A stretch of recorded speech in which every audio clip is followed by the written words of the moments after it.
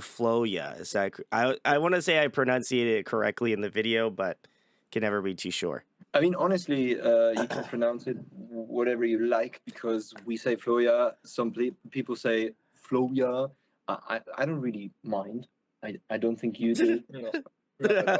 As long as you're listening, that's the most important thing, right? It's true. Okay, awesome. 12 seconds later. How's it going, guys? Welcome to Audio Addiction. We have FLOYA with us today. They can say their names and what they do in the band. Hey man, it's a pleasure to be here. I'm Marv, playing guitar in FLOYA. And I'm Phil, I sing. Awesome. Well, thank you guys for coming on. As maybe most people don't know or may not know, I had Phil's old band on previously, so it's good to reconnect. And I always say it's fun how the music industry works in that way. You know, it just works in mysterious things. So big salutes to FLOYA for coming on today, and obviously want to know how the project started out. I have been following pretty much every single that you guys have been releasing, and then I reacted to the most current one, Willows. But how did the project kind of start out? How did you guys connect in writing music for this project? It's been quite interesting, to be honest, because I strayed away from the music industry in 2018 when I quit Time the Evaluator, and I didn't really know if I wanted to step back into the game. And one night I was out with a friend of mine who's also a producer, and he told me that Alaska, Marv's former band, was looking for a fill-in singer for their tour after they lost their previous singer. And I was really hesitant if I wanted to do it or not. But my friend kind of talked me into it straight away. And I gave Marv's and my producer that we've been working with for the last, 10 years or something. I gave our producer a call. Actually, funny side note, we worked with Chris Kemper for, about 10 years, but Marv and I have never met before. So we basically gave each other the handle of the door all the time, but we never got to meet. So that was quite funny. And I gave Chris a call and said, I'm down to audition. And I was eventually invited. I was invited to perform, and I think the guys liked what I did, so I was invited to go on tour with them. And then destiny took its turn, basically, because Corona hit, and all the tours were cancelled. And I think the tour was scheduled to take place in March 2022, which was pretty much the patient zero of timing when it came to canceling tours. So that was completely off the table. I was really looking forward to it because it was Europe. I think it was England. It was Russia. So I've never been to Russia. I was pretty stoked. But it didn't happen. And from there on out, we just stayed connected and, just met up to figure each other out, to get to know each other, and then just write music without any, firm goal, so to speak, just to see if we vibe, if the musical chemistry is something that, could see the light of day or not. So we didn't really commit. But we just kept in touch. And at some point we invited our producer to come with us on a trip to Norway. So we rented out a hut on top of a mountain. I know it sounds ridiculous, but it was exactly that. So we drove about, 20 hours to Norway with my car. And we entered that hut. We spent some time there. We started writing there. And we've been at it ever since, basically. That's how that happened. There we go. That's really cool. And then I know the first song, if my memory serves me correct, the hymn was the first one that I listened to, and I checked it out. I was like, is that Phil? Is that also the guitarist from Alaska? I was like, that's so strange. I was like, are they in a band together? And I was just like, oh, maybe it's just a one-off. Like, sometimes people collaborate, and then another single released. And I was like, this has got to be a project. There's no way it's not. And then obviously you announced your name and all that sort of stuff. And I went back and listened to all of the singles. At my job, I have like a speaker system, so I'm able to like listen to Spotify, and I put FLOYA on all the time. And my coworkers are like, yo, this is actually really good. What's this? And I was like, you won't believe it, but this guy used to be in a metal band before. And they were like, what? That's so crazy.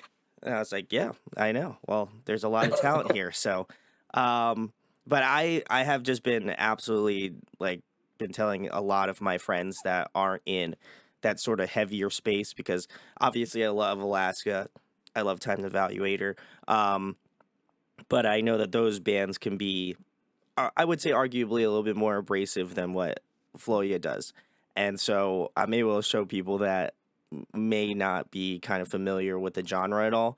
And they're pleasantly surprised at sometimes the music that I show them. And I feel like in your case, they're very surprised. They're like, wow, I could put this on it and just like really just vibe out. And I was like, yeah, this is some good stuff here, you know? So I have to give you a lot of praise for the songs that you guys have been releasing because they all have this identity to them, but they also, I think, musically all go in kind of different directions. Like the hymn is like a little bit more like in that sort of like rock category, and then I would say like with Willows, like that one's a little bit more like electronic. It has a little bit more like influence in that sort of realm. So I like the kind of variation that you guys have going on, and obviously, I love Mars' guitar playing. Just like chef's kiss. It's great. Like that's that every time I see him post a guitar video, I'm just like I look over at my guitar, I'm like, yeah, I should probably learn that. And then I just stare at it for another 5 minutes and I'm like, nah, I won't.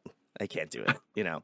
So Thanks. maybe I'll sit down and actually work on it. But yeah, every song has this like eclectic sort of sound to it that is distinctly, at least I can say, like a FLOYA sound, but each individual song has their own identity in and of itself. So I appreciate the fact that you guys are just doing whatever you want and just like having fun with it because it seems like you guys are having a lot of fun just creating these new songs and stuff. And um, during that time when you went up to the cabin, were you guys working on all of these songs or was it just like a couple songs that wind up releasing? I think it was mainly Wonders. Did we Okay. start the hymn? No, I think we I started the started with hymn. Wonders. I think it was Wonders mainly. And we also wrote some other tracks that, probably won't be released in that way we did because we just figured out what kind of direction we want to head in and stuff. So, But we did Epiphany in that way. Ooh. yes. Yeah, we did. But I think that's it for now for the songs that have been out, right? Yes. It was still pretty much figuring each other out in terms of what we want to do. And I always feel like if I'm fully investing myself into a project, like time, money-wise, it's a full commitment, to be honest. Sure. And I need to have a proper vision of what we want to do that can shape itself into something unique. If it's not going that way, if it's just jumping on a train of something that already works or is already out there in multiple forms, I tend to lose interest. So it was it was a process of figuring out what we wanted to do, and I think a huge chunk of the sound is actually the fact that it's just two people, Yeah. which helped shape all this because especially Marv used to think in that classical rock formation thing that you have to write something for your drummer, for your other guitarist, for your bass player. You got to give everyone something to do, and as a duo that stopped, so we could basically do what we do. He plays guitar, I sing, and everything else is just whatever the heck we want to do.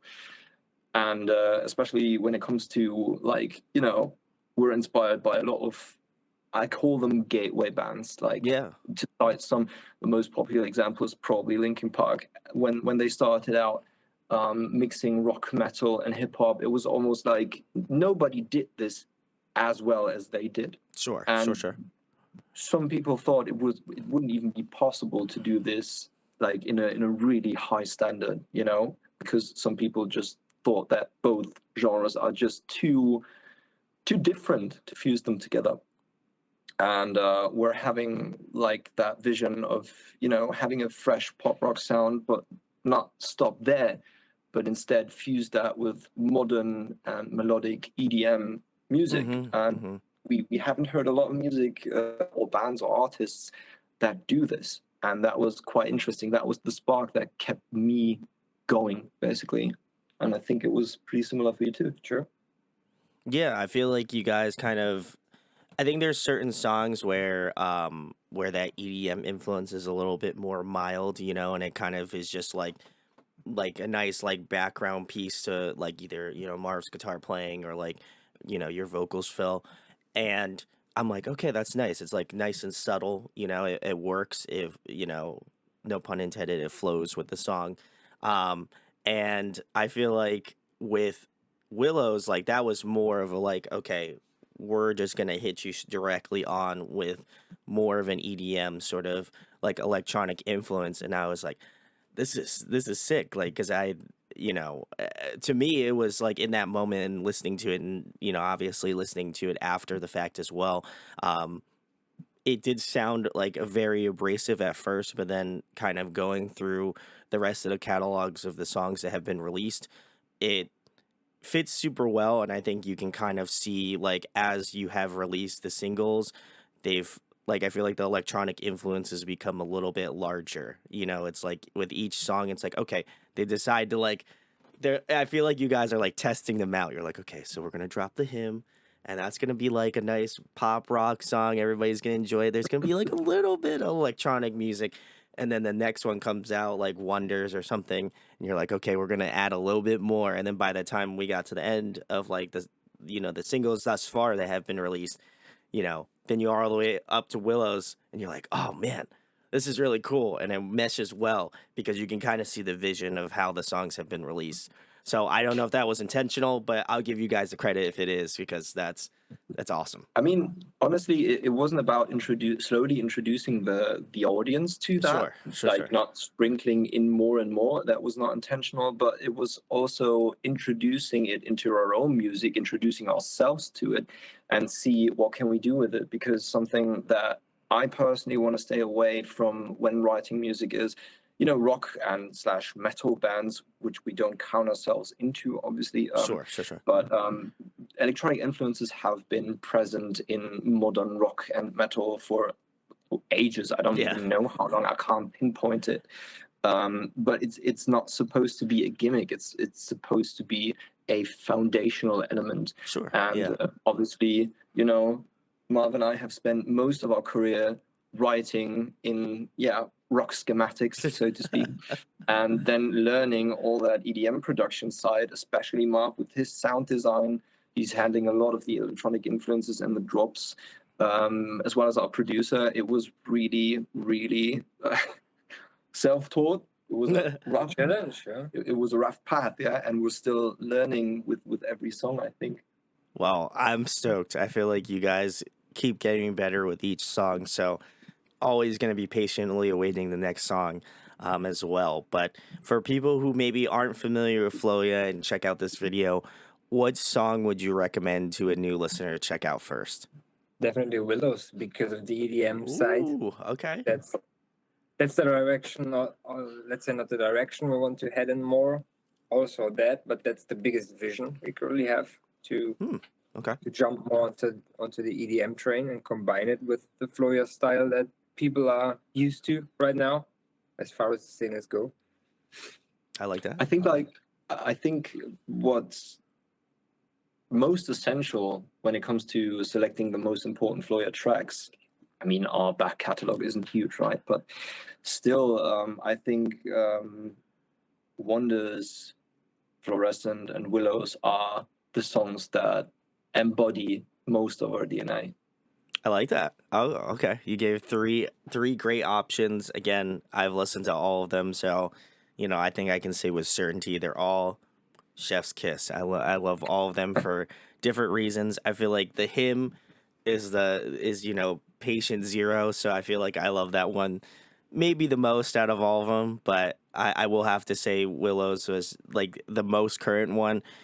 I think it's cool to like, because I had listened to, I think at work on Friday, I had listened to the hymn and then it cycled to Willows. And it was such a cool comparison because obviously I found out about you through the hymn and I was like, this is great. I love the hymn. You know, I could listen to this song all day. And then after that, it went to Willows and I was like, this is such, like if you put these two bands next to each other or these two songs next to each other, you would think, okay, they have like similar sorts of, sounds, but there's something about it like in between where you can kind of see that vision of what you guys were going for, and the ways that I would imagine, and as you guys kind of explain, the ways that you have grown as artists during those times of releasing each single, like Marv working on the producing and like getting some of the drops and some of the way that the songs get, I don't want to say cleaned up because that's not the right terminology, but I feel like the way that the songs have been thoughtfully put together as the singles have been released, it's been cool to see the little things that you guys do differently with each song. Like it's impressive because like I know that like creatively, like I don't know if I could get to that level, but I aspire to be to that level, and I think that you guys are, for being a duo and putting that much like time and effort into it, I got to say it's well worth it, because I can see the progression from finding your band out, like roughly maybe a year ago, to seeing Willows and seeing like the full kind of circle moment. I got to give you guys a lot of kudos for that, because it's really Thanks. interesting, and I'm curious to see what you guys do next. Because if Willows is like the starting point of new stuff, then I'm curious how the future material is going to be coming out. So It's quite an interesting path because, when we were younger, we were obviously more rock and slightly metal focused, when we Full metal and rock. yeah. Yeah. I mean, It's- if you put it like that, yeah, it's true. And then, when we looked into other genres and saw DJs perform and all that, and we were probably as kids, like, they're just turning knobs, there's no talent involved, whatever you want to say. sure, yeah. And it's so much of the opposite. It's so hard. Honestly, it's really hard. I mean, it's another way of working, obviously, because if you start out with music and you're starting out with the electronic side of music, obviously that's going to be familiar to you. And probably, writing for a rock band is so drastically different.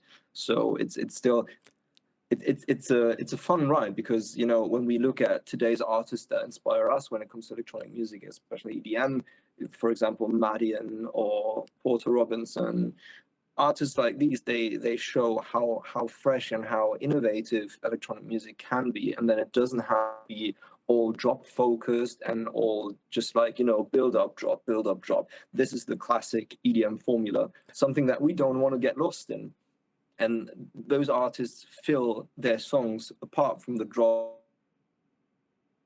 such interesting melodies, and how they dress them in a sound design way is it's highly influential. Yeah, no, I feel like there's quite a mix of, again, that those moments of electronic music, and then also like having that sort of pop rock sort of sound, but like the way that you guys interweave both of those sounds, it just like the way that you guys have tailored the sound to where it's now, where like the lines are kind of blurred in that aspect, where the electronic music you can hear, the pop rock influence you can hear, but it doesn't feel like one is more than the other. It just kind of they just work together in harmony in that sort of way where you're like, oh, okay, like if you weren't actively thinking about it, you're like, okay, this is some really cool like electronic like background, or like way of shaping the song. And then if you're more from like the pop rock direction, you're like, oh, okay, there's some really cool guitar parts, or like vocally this is really interesting. But then it makes it more interesting by adding on those sort of electronic elements. So you guys definitely hit that stride point of both, in my opinion. So I'm really excited again to see what you guys have cooking up in the next couple releases. But Phil did hit on something important, which is, who are some of the influences that influence FLOYA? I'm curious on where you guys are pulling from, yeah, like musically now. That's a tough question because, like, yeah, from all genres, I would say. But to make it a bit more particular, I mean, it's tough to tell because we honestly sit down in a room and just vibe with something. It's not like we're sitting here and thinking, okay, we like Bring Me the Horizon or whatever. Let's do a song like that sounds like them. Sure. It's just like, yeah, having some chords first or having a guitar riff or whatever, and then you just work around and feel like, of course, in a more unconscious way, it gets inspired by the artist you listen to right now or something like that.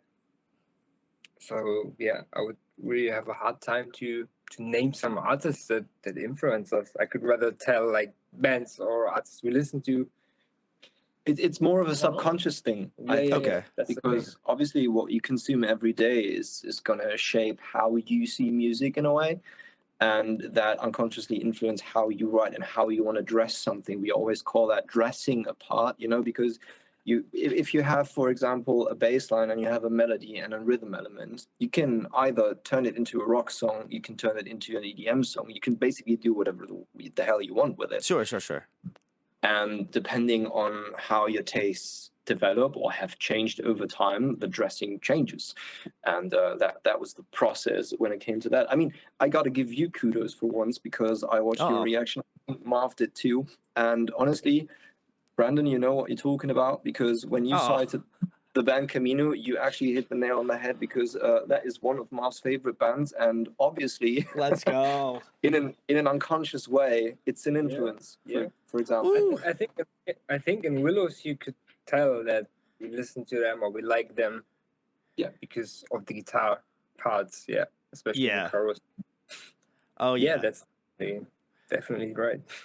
There we go. Well, thank you for the kudos. I always feel like I am like just that close off, but it's good to know that I hit the nail on the head on that one, because I love the band Camino. I've been jamming their stuff for quite a hot minute, but I feel like your guitar styling, it's just like some of the way that you're writing some of the guitar riffs. I'm like, yeah, there has to be some sort of influence, and if there's not, then you have to go check the band Camino out.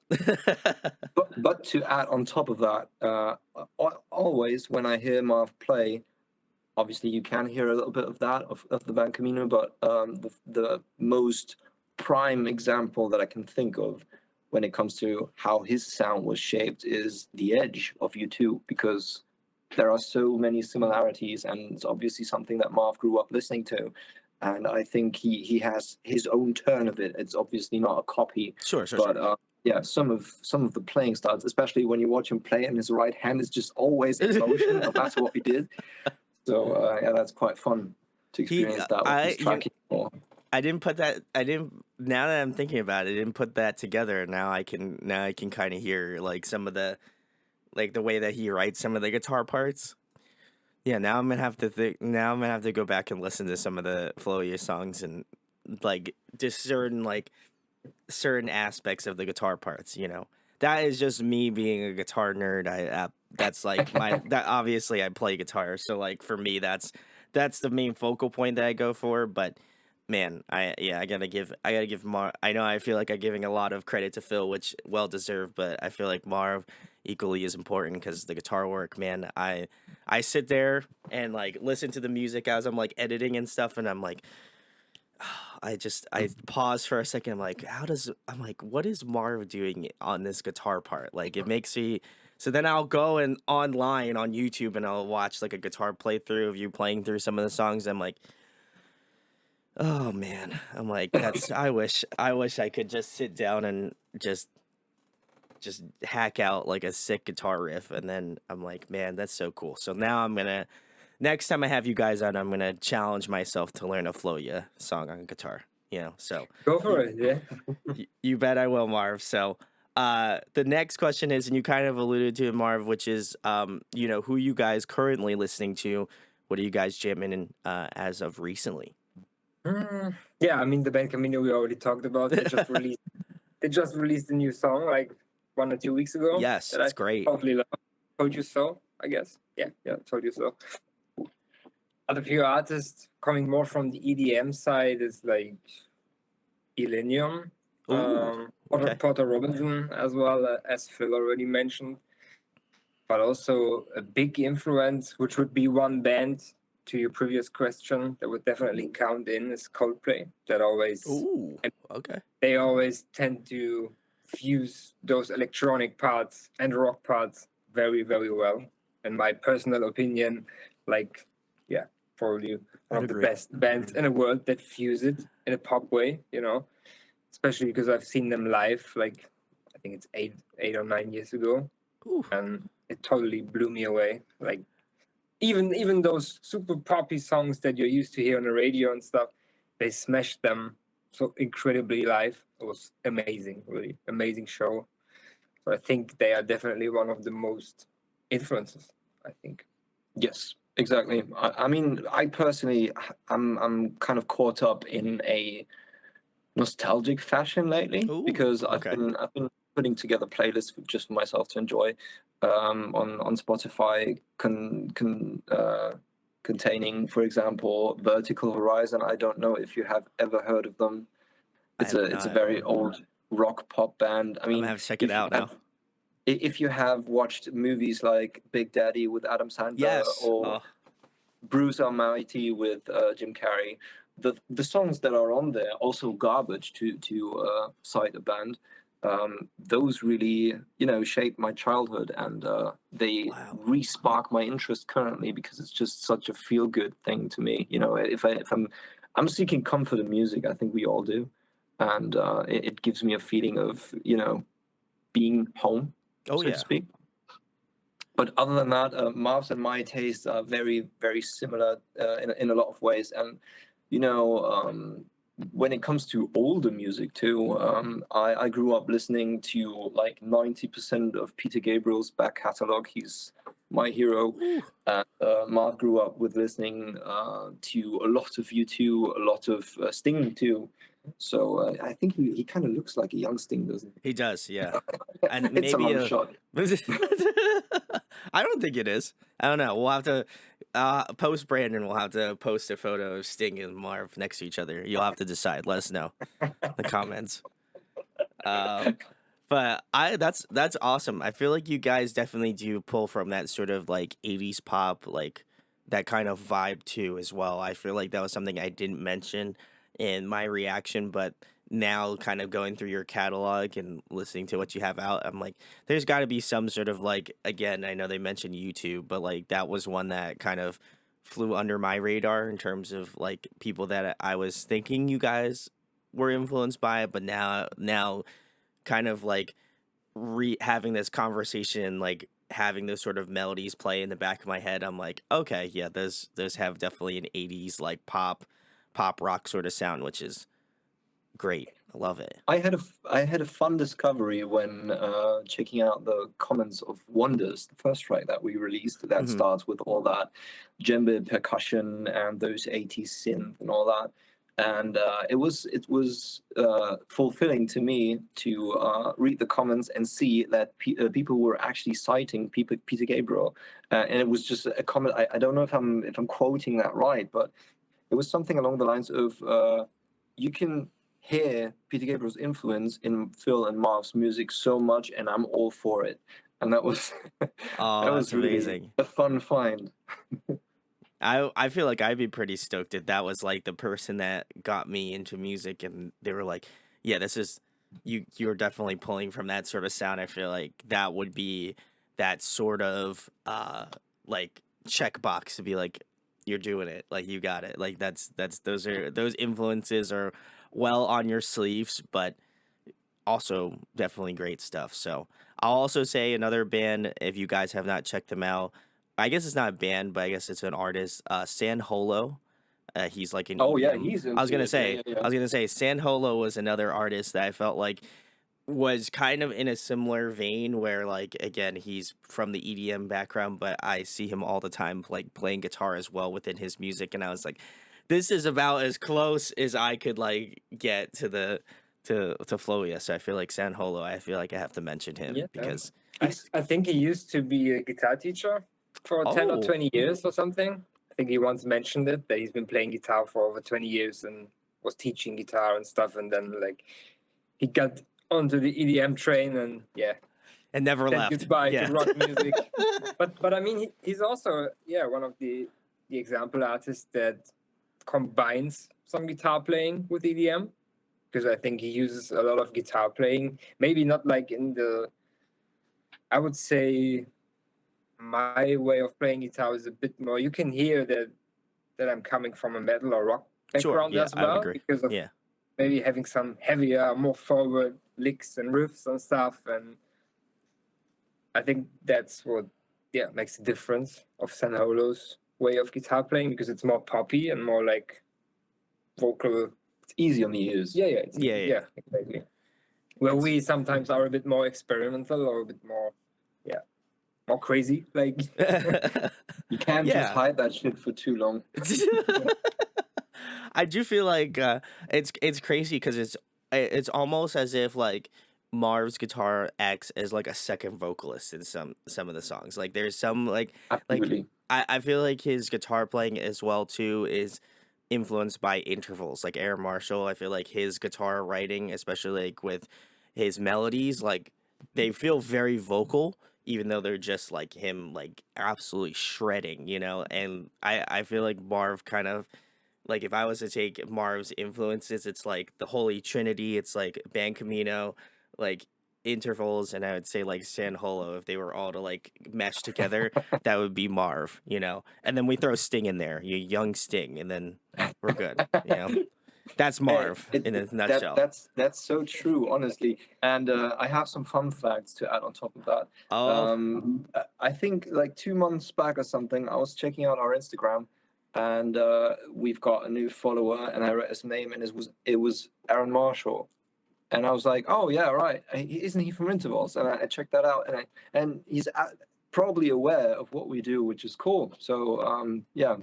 I think the influences are interchangeable, and love to see it. absolutely, yeah.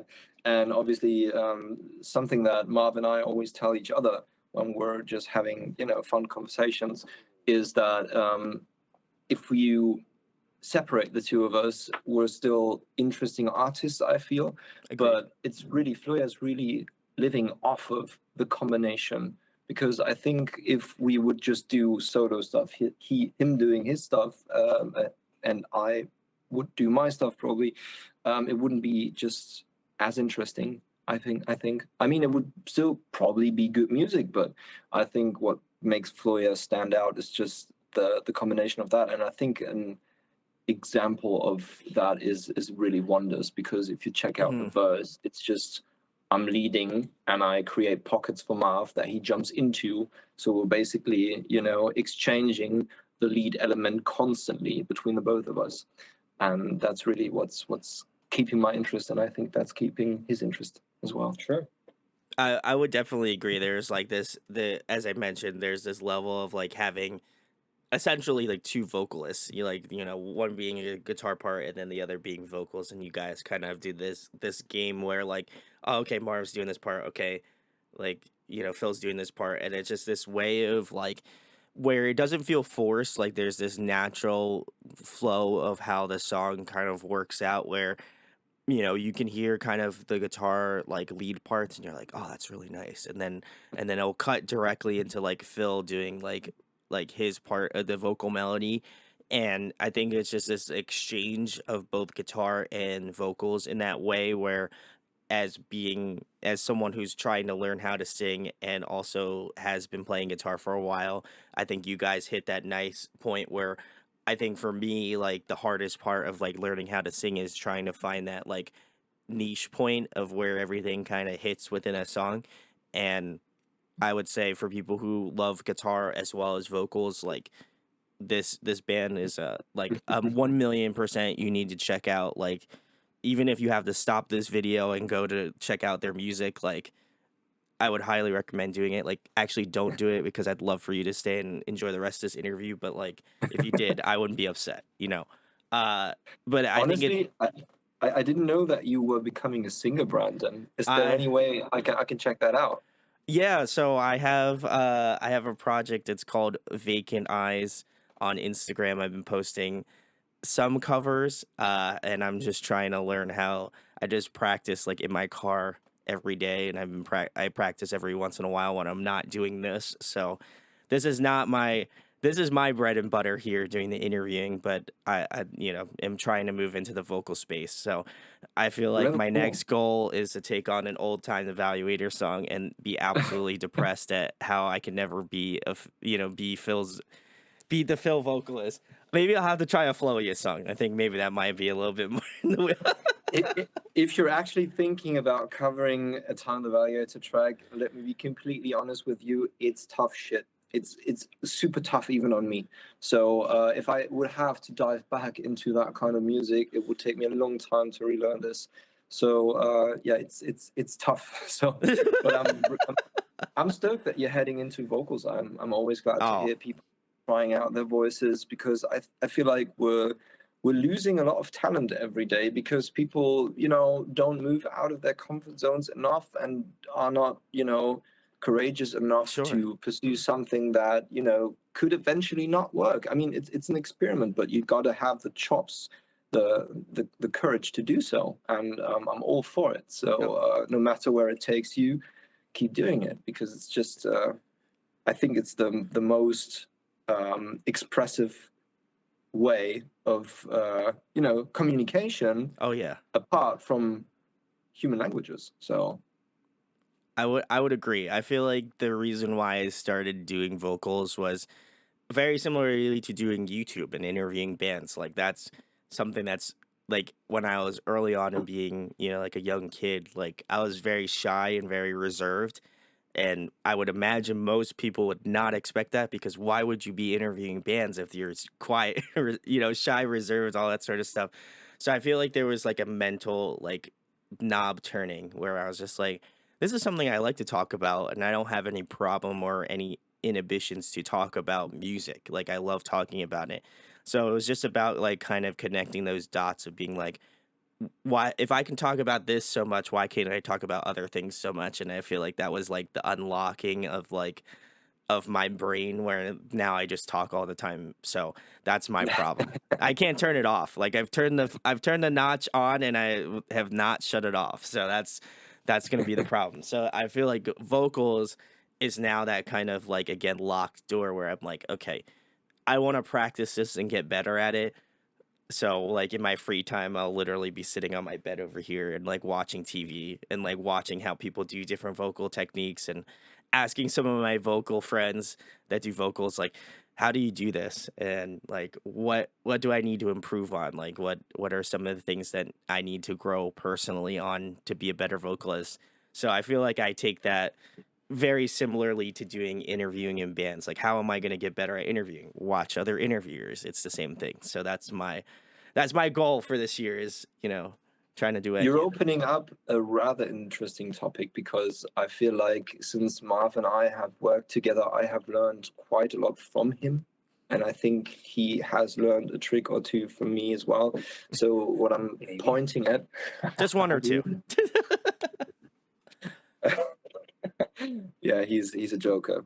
Um, but yeah, anyways, it's all about collaboration, really, because I feel like if I didn't have the team and the community around me to teach me a new trick from time to time, you would probably fall victim to stagnation. Oh yeah. And so it's really important to always stay open to communicate. And even for us, we know some people, obviously, but still sometimes when you're doing music, in a closed off space like this office here or something, it's just, you're always in company of the other, and at some point you need new influences. It's not that we don't influence each other, but Sure. the influences are always kind of similar. So it's nice to bounce off ideas from other creative people every once in a while to get those juices flowing back again.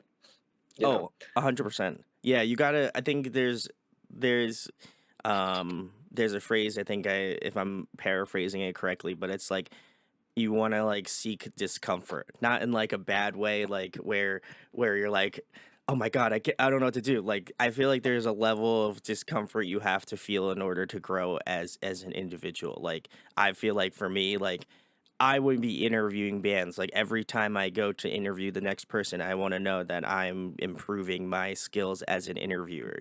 Like And I feel like even with Phil, like I've had him on before. So it's like I want to know that I've improved in Phil's mind as an interviewer, like that.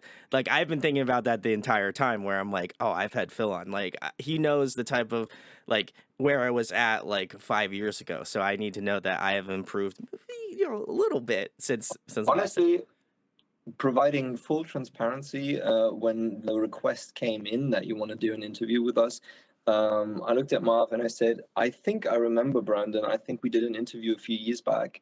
And what was still in my memory is that you definitely know what you're talking about. So Oh, that is why I was still interested and why Marv also agreed on doing that. And after watching your reaction and pinpointing everything in, yeah, let's say the correct way from our perspective, how we interpret our own music, sure. that was quite nice to see. So Oh, thank you. I also like how your talking just flows. It's Oh, not, there aren't many obstacles, so I enjoy listening to you. Yeah. oh, thank you, thank you. Well, and also huge shouts to Marv. I'm glad that Gatekeeper Marv was like, "All right, let's do it. We got it." Like I'm Of just kidding. course. I feel like Marv would have just been like, "Yeah, that's fine. Let's go. Let's do it." That's true. I don't want to make him seem like a hard ass. He is not. So He can be. He can be. Honestly, I'm the soft one, yeah, and he's like the straightforward one. it's So a he's good the good axe and cop, I'm the bad tree. cop. Yeah, that's a good analogy. Actually, I'm the tree, you're the axe. That makes a lot of sense when it comes to chemistry. Oh man. Well, I like this. This is great. Figs again.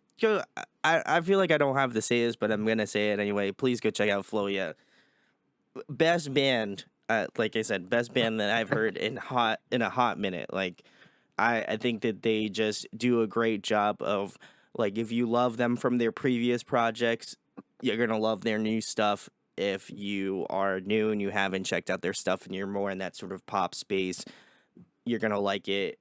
I just think it's like I think you can look at it from a objective perspective and just say it's good music. Like I think for me personally, like obviously I love heavy music. That's my baby. I love that sort of stuff. But I've been really moving into that sort of pop and like kind of like more out there space just because again to preface the point previously I want to kind of seek that discover, and I felt like pop music was that like if you like pop music, that's not good. Like you can't if you like heavy music, you can't like pop music. There's no way. Like those two things don't work together. And now I feel like artists now are more open to liking pop music or citing it more as influences.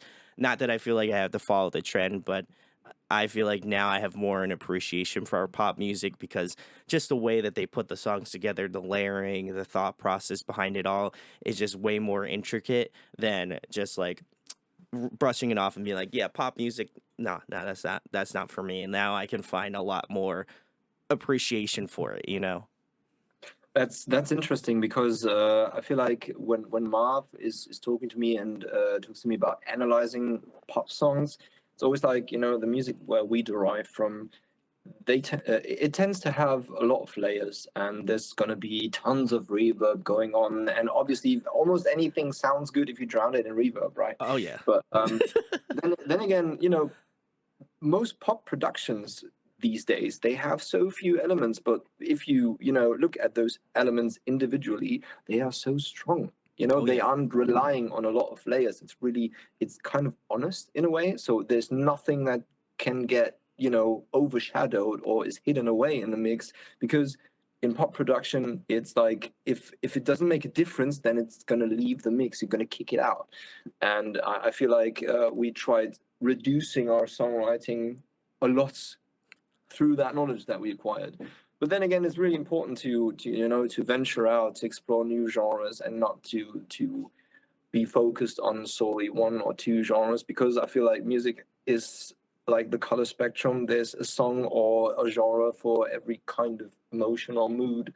So sometimes I wake up and I listen to a lot of old school hip hop. Sometimes I'm driving home and I listen to a lot of synthwave, or sometimes I really like. I don't know if you're familiar with Olafur Arnalds. He's a No. composer from Iceland. It's really neoclassical music, really relaxing, but very, very vivid. It speaks to me a lot. So yeah, there's something for everybody, and I think closing yourself off from a lot of the spectrum isn't gonna do any good. I think being open and staying open is very, very beneficial.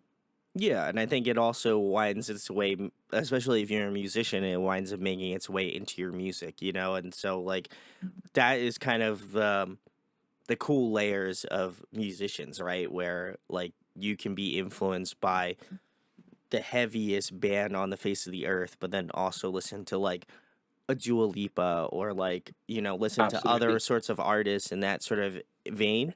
And then you can go all the way out to like jazz or something, and I think that's the type of journey that I like to see in artists because it shows that it's not like you're one dimensional in that way where you're like, I am a metalhead through and through. I'm only going to listen to metal music. Like some of the coolest bands are influenced by a ton of different artists, and I think that that's what continues to push the genre is the bands that are willing to, as we mentioned before, seek that discomfort of finding different artists to kind of throw into their wheelhouse. So, got to give FLOYA that love because again, you guys hit that stride point. They did not pay me to say all of this sort of stuff, so I just want to let you know, under my own will, I'm really enjoying it. But I gotta double down on what you just said about the seek discomfort thing, because there's an interesting quote by David Bowie, where he said, like, try and write songs where, if you imagine, walking from a beach into the water, into the open water, mhm. um, try to stay in a place where your toes are barely touching the ground, as if you're almost floating. That is enough comfort for you to explore new things. Yeah, I'm totally quoting it wrong, but the essence is the same. So Yeah, sure. it's really interesting to always put yourself out there and be in slight discomfort to be able to explore more and to grow as an artist. Yeah, I feel like as you mentioned before, Phil, it's like this. You don't want to have this stagnation as an artist like that can kill that art, and so I feel like True. that's very similar to me where people are like, oh, what do you do in your free time? Oh, I watch other interviewers. They're like, what? Why do you watch other interviewers? So like, don't you interview bands? Like you should be good. You should be good at this. And I was like, I always tell myself, I'm like the most average interviewer, and every time, like, it's not because it's a negative thing where I'm like, I don't think that I'm good at doing this. I do it because like it's a mindset where you're like, I'm always going to try to get better as an interviewer. There's better questions I can ask. There's better trails you can go down, and there's a better way to continue that conversation. In every interview that I do, I'm hoping that I'm learning and taking from that, and like picking up the cues that you guys are putting off and receiving them and trying to return them back in that way. So I feel like for myself, it's always an opportunity to learn and grow. Very similar to art, artists. I think that's the importance. So Never stop learning. That goes for everybody. yeah, listen to Phil, guys. Everybody learn. And you're going to learn more about FLOYA in just a second. But the next question I have for you guys is a fun one. If you guys could pick a song to cover, what would it be? Okay, I have an answer straight away, but I want you to start. I mean, we already covered the song, at least live. What? Oh my Right. God. I didn't pick that, but that's true. That's a fair point. It's a fair point. Yeah, I mean, since we don't have that much songs out, and played a few shows already, and will play a few shows, of course. Yeah, we picked U2, Where the Streets Have No Name, and covered it live. Oh, wow. We All once right. thought about creating a produced version of it, but we might see what the future brings. But yeah, I mean, that's an answer that has already been answered. Honestly, at some point, I'm going to talk Marv into doing a cover of Peter Gabriel's In Your Eyes, because it's my favorite track in the world. So, yeah, doing a FLOYA version of that would be quite interesting. And I feel like I'm obligated to do that because I listen to his music the first time when I was 2 years old with giant headphones on, like a baby sitting in front of a hi-fi device. And love that. yeah, I think I owe him that, although he doesn't know that I exist, which is fine. But still, I feel obligated to do it, and you're going to do it with me no matter what. So that's decided. Moving on. I love that. I think that would be. I feel like you guys would absolutely smash that track. So that would be my metaphorical, token here. To the FLOYA cover bin here. But if you guys have any suggestions for FLOYA, drop them in the comments. I can't guarantee they'll cover it, but We might suggest. You never know. this is the suggestion box, so make sure to drop a good one down in the comments. But the next question I have for you guys is, what is your favorite food to eat? What's your go-to? He's kind of you're an animal when it comes to food. You're eating everything. Like everything. Is that true, Marv? You can answer something funny, like from the area where we come from.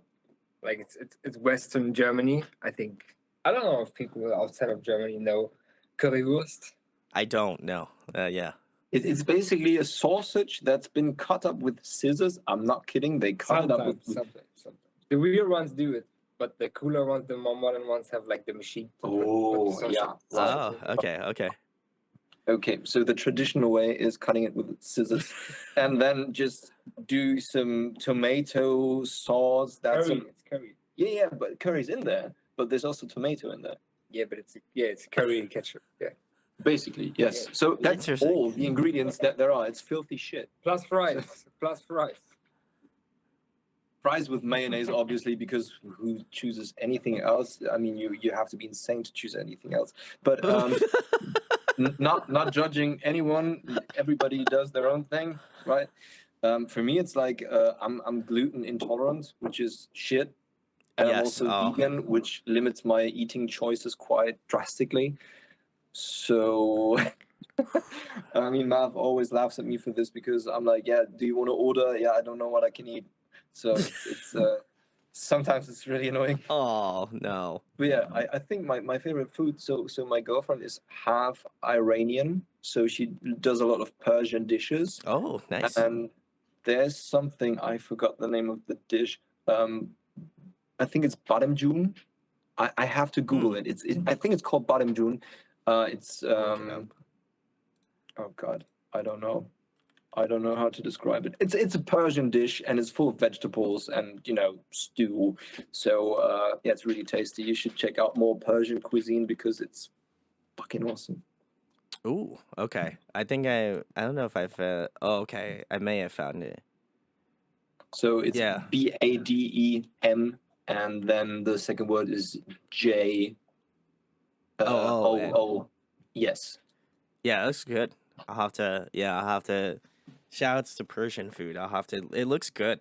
I'm gonna put this away because I'm gonna be starving by the time this is over with. So, but yeah, I love that, and I loved Marv's answer is just a sausage cut up with like tomato sauce, curry, rice. Germans, no. A fun fact is we're really trying to go on a writing trip once a year for like 3 to 4 weeks, to get out of the office, to get out of the rehearsal space. Sure. Just to get those creative juices going whenever we can, obviously, when the situation allows for it. And he's like that tourism diet guy. So no matter where he goes, like he has to eat the most stereotypical dish that the country has to offer. Yeah, I agree with him. Yeah. Of course, like when I go to Croatia, of course I eat cevapcici. Like stuff like that. I mean, it's more European stuff, so I don't know if you're familiar with that, or if I spelled that correctly. But basically, every time we're in the Netherlands, for example, he always gets what's it called again in English? I don't know what it is. Frikandel. I don't know if people know that.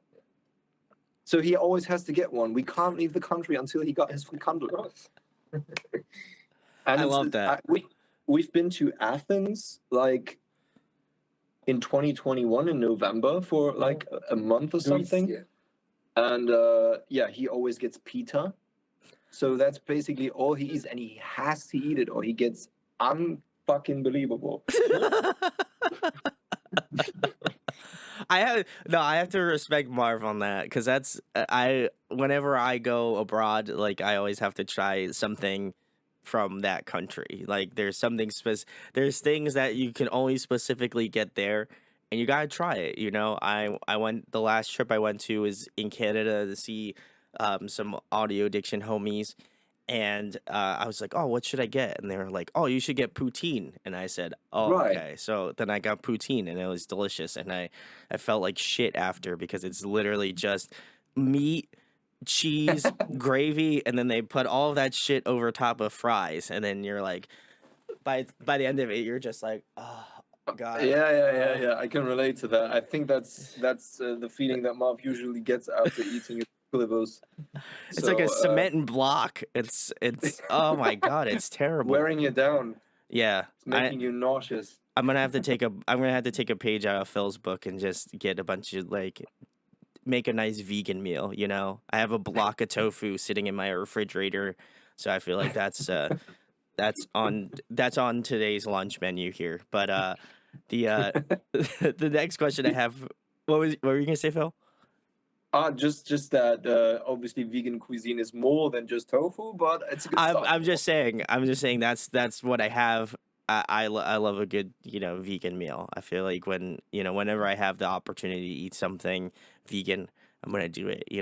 But that's not to say I don't love a good piece of chicken or something like that. I just feel like mixing the two in. You can't just have one thing. So shout outs to vegan meals. Shout outs to all my vegan fans here. Love you guys. Next question I have for you is, if you guys could pick somebody to collaborate with on an up and coming FLOYA song, who'd you just love to have on? I know it. Which artist? Mhm. The list is long. Just go. I mean, are we talking about things that could realistically happen within the next 1 or 2 years, or are we talking like insanity? I feel like you should give me one realistic pick that you feel like could happen in the next couple years, and one that's just if it happened, the universe would have to align so well to make it happen. But it could happen. Okay. Do you have something, or do you want me to start? All right. So something that I would really enjoy, because I think my favorite album of the last 5 years or something, I got to pick two, more realistic choices. I want to say realistic because I just don't know if those people will be into collaborating or not. Put it out there. Yeah, I have two albums that I've been sitting on for a while, and I annoyed the shit out of Marv with playing him these songs. And he's always hesitant to listen to the music that I sent him because I annoy him in the office so much with it that he says he already knows it. So yeah, that's that. Yeah, we have a fun chemistry, as you can see. Yes, 100%. So let's go chronologically. My favorite album, as of the last 5 years, something, is Porter Robinson's Nurture, because that opened a lot of doors in my thinking and my appreciation of electronic music. I fell in love with it again. We went to see Porter Robinson in April last year, I think, which was phenomenal. I got to pay the man respects because he's all alone on stage. He's playing synths, he's playing the piano, he has a huge piano on stage. He's also singing and, doing percussions and still all that while entertaining the crowd. It's nuts. So shout out to Porter Robinson. If you ever want to do something, although you don't know that we exist, it's all right. You're gonna know Porter Robinson. I'm calling it right now. And the second album that I've been sitting on is Hypochondriac by Breakins, which really influenced my way of seeing vocal arrangements, which was it's a maximized approach in writing vocals, I think, but it's really, it pulled me into the album, and it's rare that I listened through an entire album that it actually manages to keep my attention, which is a huge topic to begin with in today's modern world. When we're discussing things like how long is the average attention span of a normal quote unquote normal human these days. It's fucking short, man. It's Yeah. really short. Oh, And I managed to listen through this, and I annoyed Marv with this album so much that I don't think that he's ever gonna want to collaborate because he knows this shit backwards now. It does make sense. Yeah, and I think we both agree if it's someone that we could just pick, no matter the size. I have to go with Coldplay. That would be insanity. It's super unrealistic, but still, it would be. My mind would be blown. Yes. Definitely. Yeah, I would go for maybe a female singer just to get some more oh, okay. contrast. Like, I don't know. There's critic in maybe this. maybe realistic would be Lynn Gunn of Paris for the Yeah. next Ooh, yeah. years. Would be interesting. But also, of course, like Hayley Williams to dream. I'd love to. think I the would. list is endlessly long with female vocalists. I swear to you, Brandon, we have a list of female collaborators edited by Marv, and it's like 10 pages or something. I Yeah, it's don't like a know. tier list. Yeah. I love that. Yeah. That's great.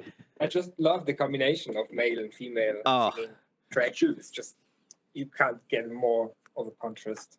It's true. It's true. I There mean, might be a few. it might be an unconscious influence that we chose the vocal effects on Willows the way that we did. Yes. Because right before the drop happens, we have that little pitch shifter going on, and we played around with the format a little bit. And I think you could call it maybe a kid's voice or a female voice, but that adds some contrast, and we really like that. Yeah. So I think that was something that you were pointing at as well. I would love to hear that as, a resident Paramore stan here. I would love to hear you guys collaborate with Hayley Williams. I feel like, especially since she, like, with their newest album, like, I feel like it's more in that sort of pop and, like, almost like funk direction. So, I always say this, nothing is off the table. So, guys, this is the time where, you take your phone out and you go onto twitter.com and you type in FLOYA. And then you also tag Porter Robinson, Break-Ins. You tag Hayley Williams and Ling Gunn of Paris. Then you type in the word collab ? And listen, we're on the internet, so if you see it on the internet, it's gotta be real, right? So that's my belief, right? So I'm just saying that the track is already ready, a mega collaboration track. So if you want to hear it. There's truth in that. You give There's them a truth in follow. that. You give them a follow on Spotify, and then you'll be the first to hear it. So you Brandon, didn't hear first. Are you familiar with BTS? I am familiar with BTS. Yeah. Do you know how their collaboration with Coldplay happened? No, I don't. No. I think one of the guys was interviewed, or two, I don't remember, and they were asked who they would like to collaborate with, and they quoted Coldplay, and it fucking happened. What am I supposed? So I'm counting on you to share the shit out of this. So that Porter Robbins is going to call me on my private cell tomorrow and says, Phil, let's fucking do it. Listen, man. If that happens, then I win the lottery. That's all I'm saying. So I would ask you to not forget about me. That's the part that That's for sure. I can promise you that. If you make that happen, I'm going to fly to Canada and, Oh my God, that'd be great. Oh man, I don't live in Canada, by the way. I went to go visit Canada.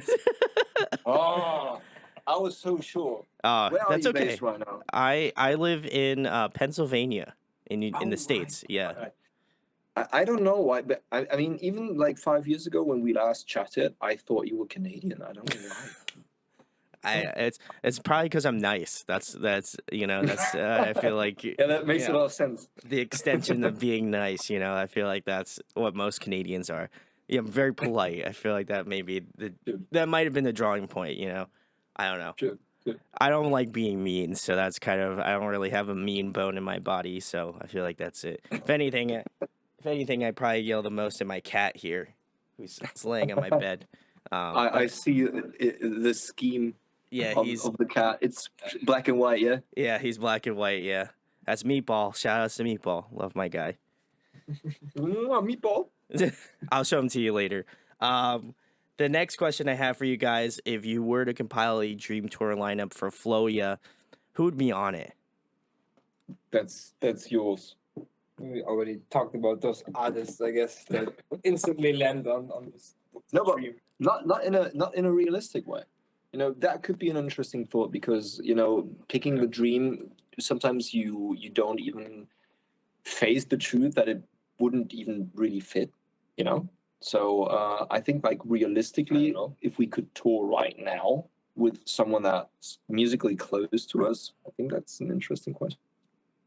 Yeah, who is it? For me, good question. You dodged the question by giving it back to me. Marv was Oh, like God. this. He was like, okay, you answer the question. So, if I would have to start, I think like if you say tour lineup, you know, how many bands are we talking? I feel like, if we're going all out with a dream tour, it's got to be stacked. So I feel like including yourself, 4 other bands. Okay. I think realistically speaking, I would really like to tour with Only the Poets, Ooh, okay. which would also musically make a lot of sense, I feel. Then obviously I would love to have Madian. I really like his Ooh, music. yeah. And then that's it. Obviously Breakins. What can I say? I'm a sucker for his music. That's all I can say. And band number 4. Do you remember Tonight Alive? Oh, yeah. Oh, they're great. They've been disbanded, I think, since 2018, and somehow I stumbled across the very first album by them Oh, so good. yesterday, last night, at some point, and the song "The Ocean," you know it. Oh, yeah. Oh, that's a classic. That's a classic Yeah, album. I yeah. love that. Yeah. And Jenna McDougall is just such a fantastic singer that I would love to tour with them. Jenna should be your feature. Add that Jenna McDougall to your, female vocalist list. Man, she Is she already on the list? Chef's I guess kiss. yes. I don't think she is, but she's gonna be now. I was gonna say I feel like everybody like forgets to like talk about that band because obviously it predates like this sort of stuff. I would imagine, but man, I love their stuff so much. I feel like I've seen them. I saw them like 2 or 3 times when they were a band. And I did meet them on their. Would imagine. I think it was maybe one of their last tours they did. But I met like Jenna backstage because another homies band, shouts to Picturesque, they were on tour with them, and then I just was like, oh, can I come hang out in like the green room? And they were like, yeah, no problem. Like you're our boy. Let's hang out. And then Jenna was in the green room, and I was just like, "Oh my god, I love your stuff. Like, been a big fan." And she was just like, "Oh," she was like, "Thank you so much." And like, we had like a nice exchange. So it was. I feel Really like I cool. never get enough love for Tonight Live. So big salutes to them. They're great. But Now you go. Let's say Marv, what you what do you got? Come on, The I know you got some Midnight, good stuff. definitely go for the Midnight. Ooh, I like that. I like that. Chainsmokers, got. Oh, yes. Oh, but with I completely forgot about but them. with their full live set with Matt McGuire on the drums, Oh, yes. and I guess Ben Camino. Yeah. I wouldn't say no to that. sign me up. Not at all. Actually, fun fact: we saw the Chainsmokers in Germany like in November last year, Yes. and that was the most intense live show that I've experienced so far. Especially the light show. Yeah. Yes, Oof. crazy. And obviously, we draw a little bit inspiration from them, I'd say, because I think Because of the duo thing. yes, because they're a duo, but they Mhm. bring a drummer live. But there's still a duo, but Matt McGuire's always with them in the picture, in the Secret general band picture. member. Yeah. Yeah, something like that. And that's kind of how we do our stuff as well. We're a duo, but we have our boy Julian and our boy Tobias always with us. So that's how we roll, like them.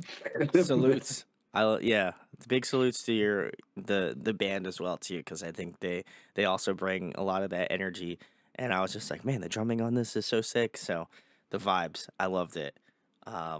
Guys, sign me up for that ticket. I'd love to, listen. It's a world tour. We're announcing it here. You heard it here first.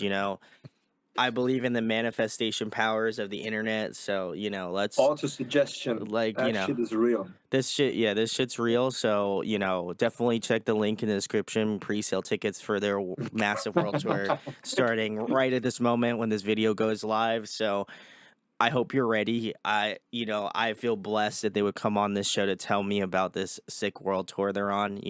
Ban Camino, Chainsmokers, The Midnight. Man, come on, can't expect anything better. And also at the same time they're doing Phil's tour, which is like Porter Robinson's break-ins. Like my That's only God. the Asia part that we want to do. Okay. Cool. The rest is the rest of the world. Okay, there we go. Well, I'm glad you guys came on here to clarify that, because otherwise, two simultaneous tours, man, would have been amazing. The next question I have for you guys is, what is your favorite TV show, favorite movie? Oh, you are so shit at this. You want to still answer it? I rarely ever watch movies. I feel that. Yeah, I'm the same. I just feel like not having the time for it. I feel like this is Sometimes my excuse to ask about it, because I know I don't have time to watch it. So it just seems like I, care about whatever pop culture thing comes out, when in reality, I'll probably just be sitting here editing a video. Yeah. I mean, honestly, I think Marv and I do have a 7-day week, honestly. Like, since I think February 2021, we're both working 7 days a week, 4 days for FLOYA and 3 days doing something else. doing it for like the last 10 years, more or less, to being self-employed and Just to double down on your point that we don't have a lot of time, but when I'm just sat down with my girlfriend, I like to dive into I like sci-fi, but then again, you got to be careful if you recommend the genre sci-fi, because it's full of shit. There are so many bad sci-fi movies, I don't even know where to begin. I mean, some people are going to bash me for that, but what the fuck is Starship Troopers? That's fucking shit. It's fucking horrible. I mean, you know what? I tried watching. It was last night. There's a series called Ash versus Evil that kind of derives from the whole Army of Darkness thing and all that. And I read some reviews before, because I am easily influenced, it seems. And Rotten Tomatoes gave it like a score of 100, and I was like, okay, this shit has got to be good. And I have. Disclaimer, I have never seen Army of Darkness. I have never seen any movie with Ash Williams in it as a protagonist. And I started watching that last night, and I was stoked, because they even put out a video game that was called Evil Dead a while back. Correct. Yeah. And it was free in the PlayStation Store or something, so I downloaded it, I think, but I didn't play it. But it kind of put that thing for me on the map, yeah. And I watched it, and I watched through 5 seasons. Episodes, obviously, 5 episodes. And after that, my girlfriend came home because she was out, and she was looking at me and said, "What are you watching?" And I'm like, "This is so shit. I don't know how I managed to spend so much time watching this garbage. It was so bad, honestly. I know it's supposed to be funny, but it's fucking not. It's not funny. It's supposed to be, yeah." Comedy horror. I didn't laugh once, and it was surely no horror. It's just trash. When people say, "Oh, you can't take this seriously because it's a B movie," it's fucking trash. That's all it is. So yeah, that's my rant for the day. I'm not going to dive any deeper. I feel like Phil should be a movie critic. That was kudos, man. That was you killed it. Yeah, but in terms of good series, I think like my favorite movie or favorite series that I watched, I think in recent memory, something that I saw, also very underrated actor, is Jonah Hill. Everybody knows him from Superbad and comedy roles like that, and it doesn't really do the trick for him, I think. And there's a Netflix miniseries that's called Maniac, where he plays alongside Emma Stone. Yep. And that's fantastic. It really paints the picture of what that man can do. And I loved it. I really loved it. It's a mind trip, basically. So if you haven't watched Maniac, do yourself a favor, go ahead, do that. It's crazy still. It's about the human psyche and a little bit of depression and dealing with trauma and all that. While that sounds negative, it's portrayed in the most fun way that you can imagine. So yeah, I definitely love that, and I think I forced you to watch Dune with me while we were in Athens. So yeah, um, he said through like what 2 hours and 40 minutes of something that he had never heard about. That was fun. So he didn't read the book. He has never heard of Dune. He doesn't know what's going on. I'm explaining the whole time. It was like watching Dune with my commentary for him. So I think you were pretty bored. But It's a nice movie. you think? Yes. Wow. So There you go. I'd recommend Dune and everything that Denis Villeneuve does because that man is a genius. It seems. I love it. Marv, what do you got? It's your time now.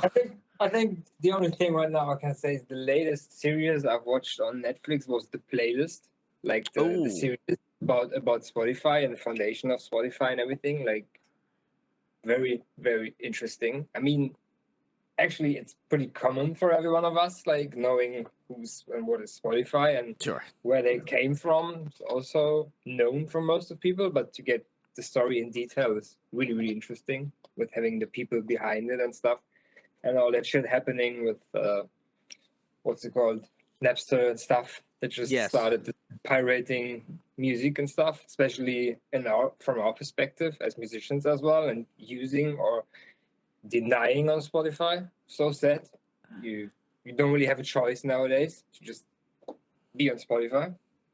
And I think to see it from both ways, like the business side of Spotify, which is an amazing job that they did, but also in the series they get like interviewed like musicians and stuff, and to see their perspective as well as I can relate to both sides. Sure. Even if at the end I have to pick the music side and say like there would be better ways to make money for artists nowadays, but that's another topic. So yeah, definitely can recommend The Playlist.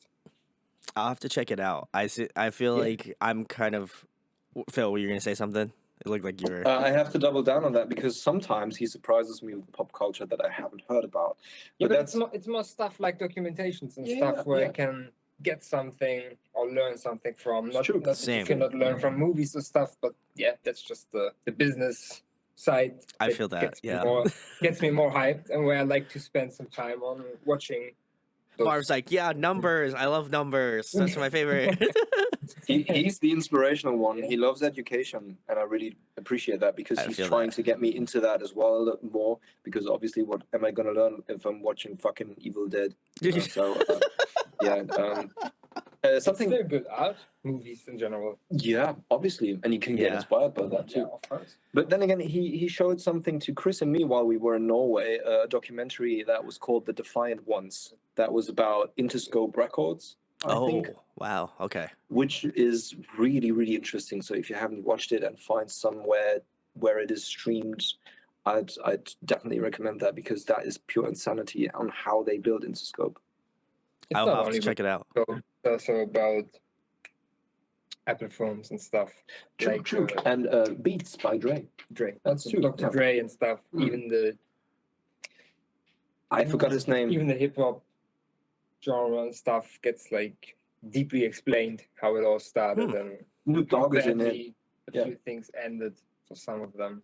Yeah, it's pretty much right and above all genres, Yes. even 9 Inch Nails. Like, Yeah. stuff Okay. like that. And obviously, I love Trent Reznor to death, so I'm a sucker for 9 Inch Nails as well.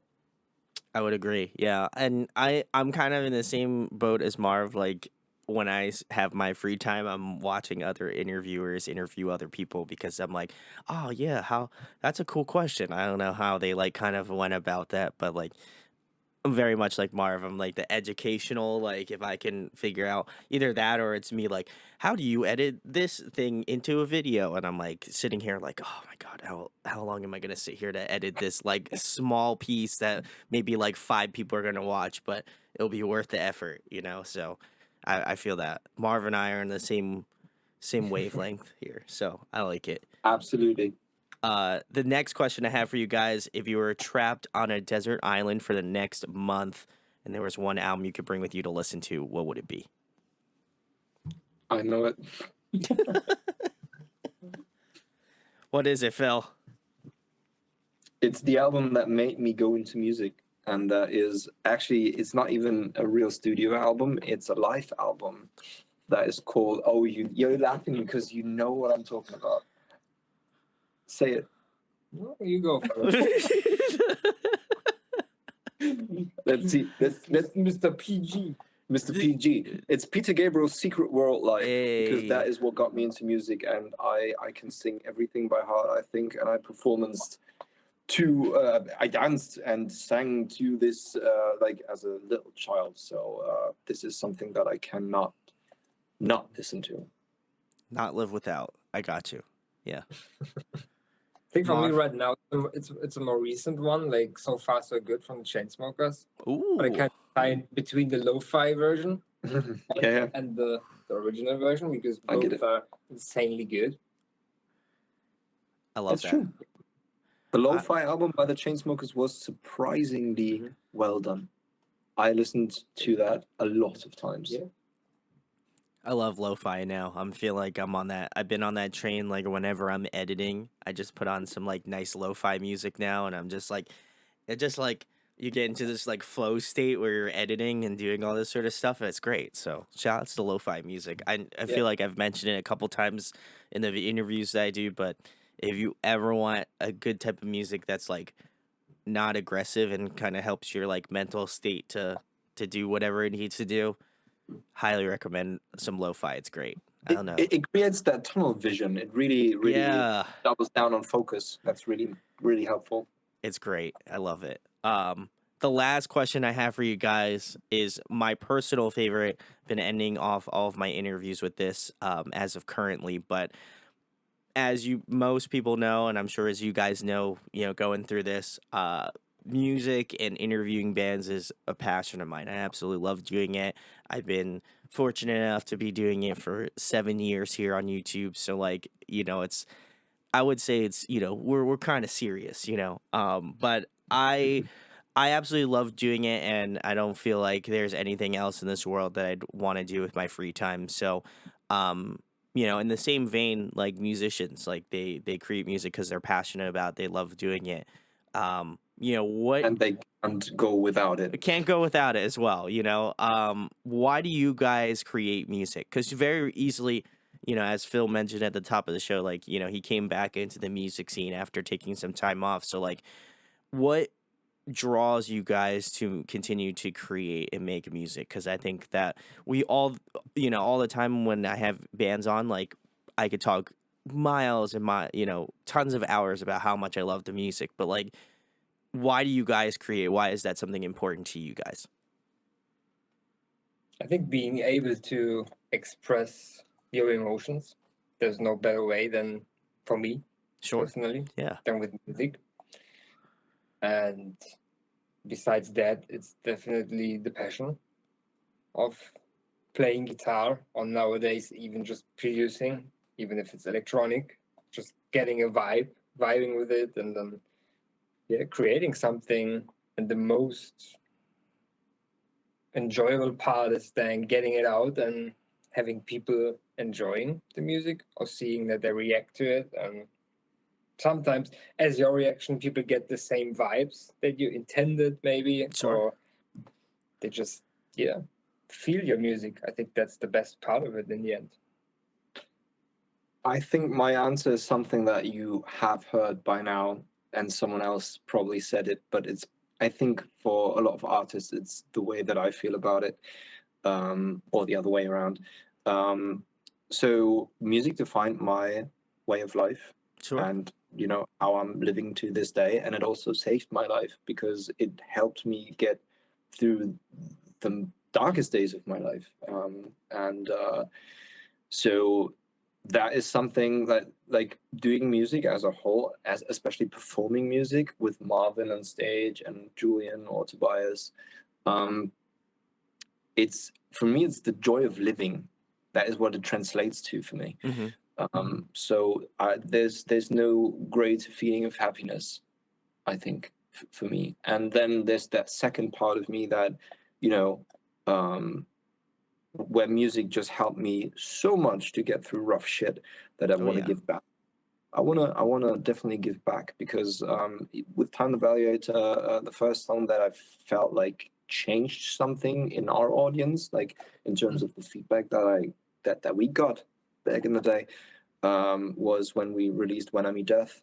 And Yes. a lot of people messaged me about that and how it helped them deal with trauma and loss and grief. And they found a proper way of mourning through that. And I don't know if those answers were genuine, but still, if they were, that's all I want to do, honestly. Because if someone connects to it, I firmly believe that once you put a song out there, it's yours until you release it. Because once you release it to the world, it's their song as well. It's everyone's song Sure. individually because everybody feels something different when they listen to their music. And so it's kind of an ownership too. So if it's given something back, if it helps people in any way, even if it's just about feeling happy, it doesn't have to be like, trauma therapy or something. But Sure. if they can take anything out of it, then I'm happy. That's what I want. Yeah, no, I feel I love both of your answers because I think for me it's like no matter how many times I may hear, a similar answer or not, somebody gives me a different answer. I think it's cool to hear the reasons why people decide to get into music. Like I feel like you have this special bond with music. Like if you even if you're not a musician, like if you're a person that just listens to music and just that's something that resonates with them. Like that's kind of like why I got into, like Time to Value. That's how I got into like Alaska. Those were types of bands that I felt like I connected to and just kind of followed the journey of that, and I think for me it's like I can find a lot of similarities between Marv's answer and Phil's answer where like I started doing this because like music is obviously a large part of my life now and it has always been, but I would also agree with Phil, like it saved my life as well too. So like I feel like anytime someone mentions that, like no matter how many times I hear it, it's something that hits the heart because I feel like it is true. Like a lot of the people that don't fit in come to this type of music. So I want to feel like we're a community. You're a part of my community here, and that I generally very similarly to FLOYA. I imagine it's you care about these people and how they listen to your music, and so I don't want to discount that at all. So love the answers, guys. It's awesome to see that both of you guys are back out and doing it again because it made me very excited to know that you guys are continuing to write and create and be Thank you. musical. So And honestly, the truth is that without people out there listening, we're nothing without them. And sometimes I know it's a cliche to say that, but it's in fact reality. sure. Because if no one would listen, we couldn't afford to do what we do. And therefore, we're always grateful about that. And we never take it for granted. So, yeah, it's all about the people that find joy in our music. And we love them for being here. There we go. Well, the best thing you guys can do is listen to this next part. It's the most crucial part. Tell them where they can find FLOYA at, what you guys have coming up in the next couple months, and anything else you guys would like to plug about FLOYA.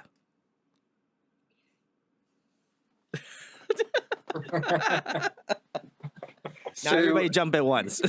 Yeah, you have to understand that we can't talk about everything. Sure. I can only say that we're, as I mentioned at the start of this interview, that we have deadlines, and I can't tell you for what, but you can probably imagine for what. We already mentioned that there's an album coming. Yeah, but not when. No, but isn't that good news? Thank you, Marv. Thank you. Isn't that good news enough? Yeah, I'm gonna there's get an blown album up by coming. your PR company now. They're gonna be like, Marv, I'm gonna just see you get Marv getting dragged out of the office. Oh man, He's just we'll cut being it pulled by out. his head. But yeah, there's an album coming. We can't tell you exactly when yet, obviously. But yeah, there are some shows coming up as well. But also we can't announce them yet. But I can assure you that it's not going to take too long. And you can basically find us anywhere where music is streamed. So Apple Music, Spotify, Amazon, you name it. I think we're everywhere. So yeah, you shouldn't have a hard time finding us. I with a name like FLOYA, I don't feel like it's very difficult to Google search that, but I'll make all of your lives easier by checking the links in the description. Please go give FLOYA some love. All of the singles, Willows, The Hymn, Wonders, Weaver, Fluorescent, Epiphany, all great tracks. You should check them all out. Again, I have listened to all of them on Spotify. I've listened to them at home here.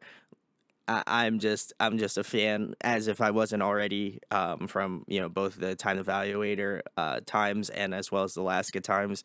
It's cool to see you guys still working at it, still doing it, and this is what I live for. Those people that like the project. They leave a project and they wind up coming back and doing something different. That's like I love that sort of stuff. It's you don't lose that spark. So keep going, guys. Keep continuing to do it, and I'll definitely have to grab some merch because I gotta say, check the merch store out, and I was like, these guys got some sick merch, and I went to go look, and I was like, fuck, they're out of large. So now I'm gonna have to really search for one shirt so then I can rep the FLOYA boys here in the States here. So would love to go check that out, and I'll also leave a link below to go purchase some merch. That's gonna be the best way to support these guys, so please go do that.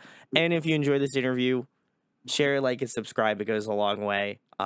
Much love to Hold Tight PR for sending them over again. I love those guys. And if you like this video, again, make sure to check it out, and hopefully they'll be in a town or city near you very soon. And huge thanks to FLOYA for coming on today. Thank you, for having Brandon. us.